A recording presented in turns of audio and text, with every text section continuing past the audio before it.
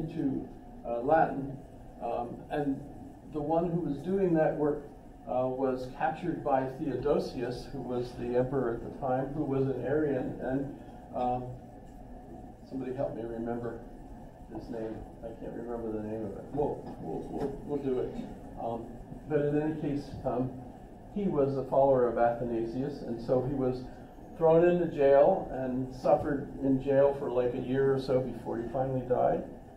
So he never ended up translating more than Aristotle's Logic, and that's considered a real serious throwback, because then for so much of the early Middle Ages, the scholars didn't have, because they didn't speak Greek, they lost that ability, and so they ended up just having the little bit of Aristotle that was translated by, still don't have it, but it's also called the Last Roman, and which that's just dumb. But in any case, that again is because of this. There's still individuals that are on the wrong side of the theological argument over that. If you consider that, to be, there are still Gnostics today, so that never goes away. When you think about it, you've got, here's the drift of the philosophy or the religion, and what you've got are the people that take this point, so they've got the whole array of possibilities out there. It's kind of like logical, events that way. But in any case, I found this, it's a recent book, 2012, right? And I thought, Gary Willis is one of those authors that he writes on Abraham Lincoln, all sorts of folks. And he ended up writing this book because Milan had just recently uncovered the baptismal font. That was the font that Ambrose used. And so in the book, he's describing what they've discovered and how big it was, octagonal, a pool big enough for you to be dunked in, etc. And they knew from the record that was where Augustine was baptized by Ambrose. In any case, so then he leaves Milan with his mother, Mona, and they head back to Africa. Actually, I don't think Mona ended up, I think she died before they actually left. In any case, he heads back to Africa to be lead a quiet Christian life.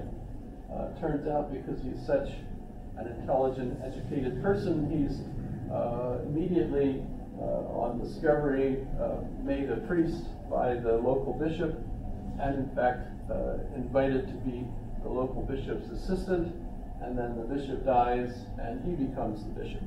So he becomes the bishop of, he hadn't intended to do that, but there he is. And he spends the rest of his life writing responses back and forth to other individuals throughout the empire over questions, of how to interpret, religion. One of his correspondents was Jerome, St. Jerome. St. Jerome was the one who translated the Bible from Hebrew into Latin and from Greek. The New Testament, right? The Old Testament is the Hebrew Testament, and the New Testament is the Greek Testament. And translated into Latin, you have the Vulgate, what became the standard Latin translation of the Bible. But he writes back and forth to Jerome, and they're arguing over different things, but there's several different questions that they get involved with. He gets involved with, writing back and forth. And his conclusions are the ones that basically were interpreted then as the correct orthodox. Orthodoxy means the correct, right, version of how to translate that. And what kinds of problems did he have, and why did he have them? Well, his philosophy, as he understood it at the time, was essentially a Neoplatonism. Remember we talked a little bit about Plotinus. So it's an updated version of Plato's thinking. He has only a little bit of Aristotle, and that again turns out to be just the logic for the most part. He does have other folks he likes to read, like Cicero. He's very familiar with Cicero. In fact, one of Cicero's books, which we no longer have, Hortensius, I believe was the title, was one that really stimulated him thinking about things. And that's apparently lost to us. He loved to go to plays, and he was absolutely amazed at how fake plays could bring you to tears. You know, how that could happen, etc. All kinds of interesting stuff. And we know all this stuff about him because he wrote about himself in the Confessions. So that's why the book, The Confessions, is really significant. One of the parts that's really famous is the pairs. Let me see if I could find that.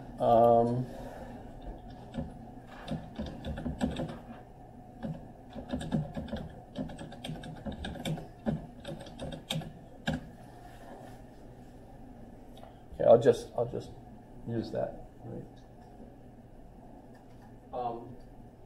He and a group of friends climbed into the orchard of a neighbor who loved the pears in the pear tree and stripped the pear tree of its fruit. They didn't even eat the fruit, they gave it to the pigs.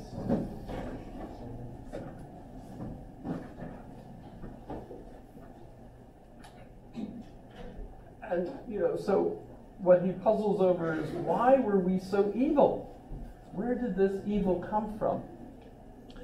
And now, if you think about this as a problem, this is, you know, the problem of evil, right? And where does evil come from?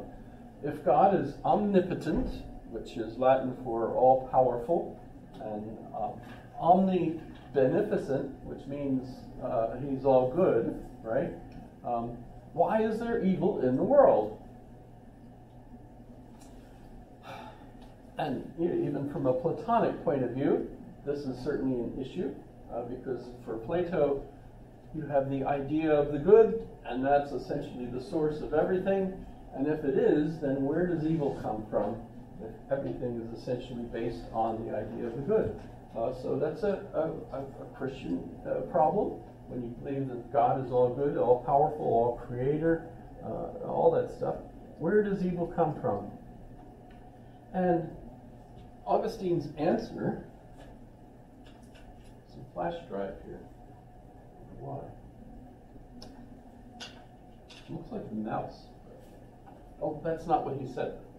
That wasn't the answer. No.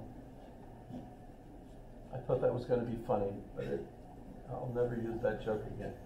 Okay, so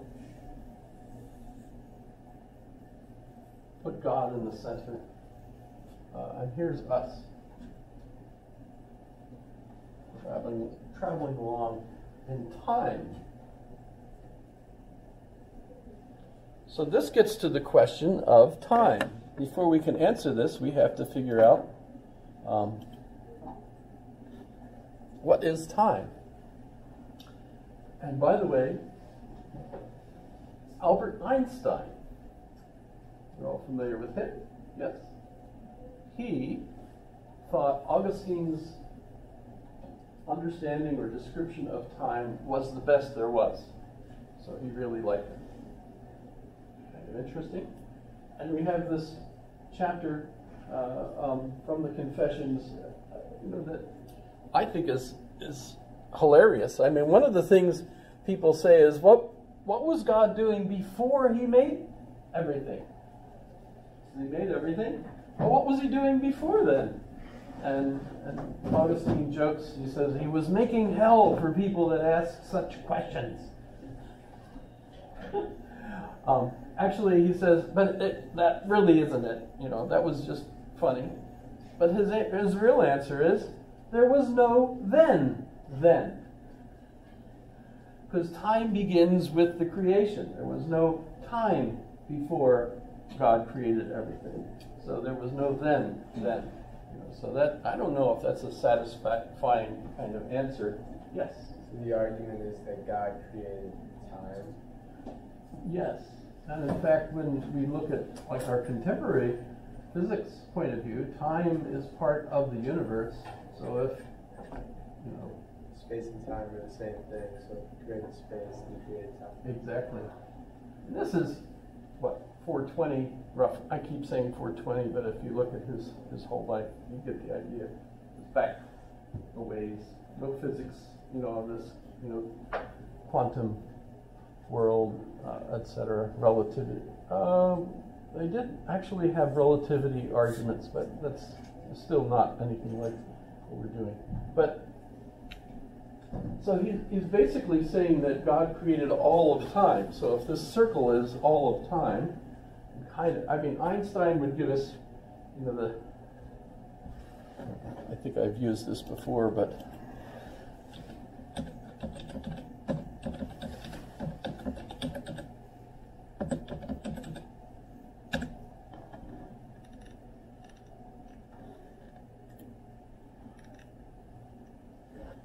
I mean, that's you know, because I'll reiterate, I guess. This is you right this moment. Each of us, we each are in our own little diagram. And the only thing that could be relevant to your past is everything that's within the speed of light per second. Because nothing goes faster than the speed of light, theoretically, right? That's my favorite question, though. If I'm in like the Diamond Mall and there's an information booth and a young lady sitting there, I'll go over and I'll ask her, is anything faster than the speed of light?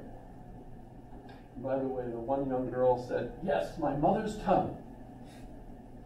And she said it that fast, so it was really impressive. Because obviously she inherited her mother's tongue. But in any case, so what determines this cone of your past and the cone of your future is what is within the speed of light per second, per minute, per hour, etc. And of course, it's not like you'll ever be up here. You're always here. So you're moving along. But theoretically, all of time and space exists at once. It's hard for us to conceive of because we're that DVD player playing the CD, right? So everything looks like it's within time. We can't conceive of anything not being in time, and that time is passing, because it's the way our consciousness perceives things. But for God, everything is created all at once.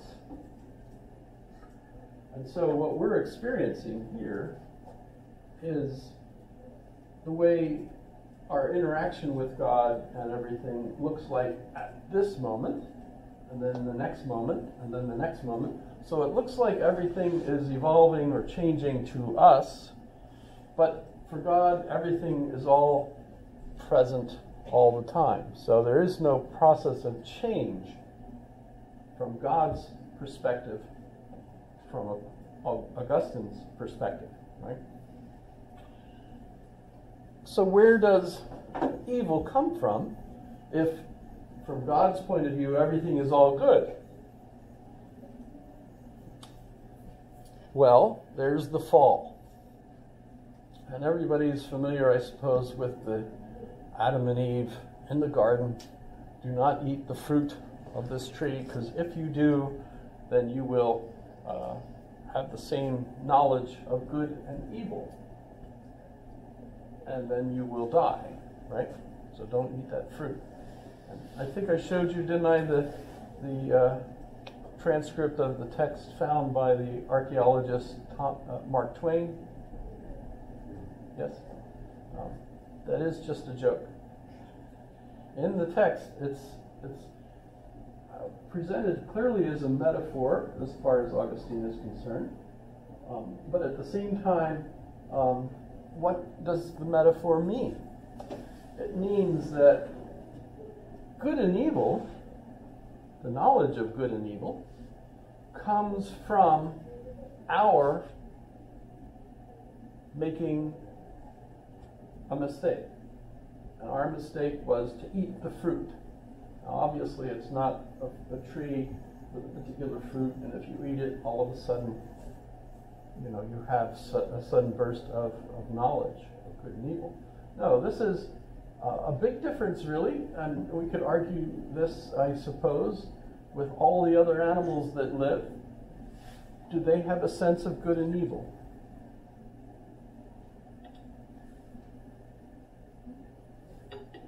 I mean, I've seen studies of monkeys have a sense of justice or rightness. Mm-hmm. Like, there was a study where they had two monkeys in separate cages. One monkey got cucumbers, the other got grapes. And when the monkey that got cucumbers saw that the other one got grapes, he threw a fit. It was like, hey, that's not fair. Grapes are so much better than cucumbers. My dogs do that. Yeah. The guy got killed that way. He gave the monkey a cake, and all the other monkeys saw it, and then the monkeys killed the guy. That was dumb. It was the monkey's birthday. But I think what Augustine is trying to say is that in the state of nature, if you could think of it that way,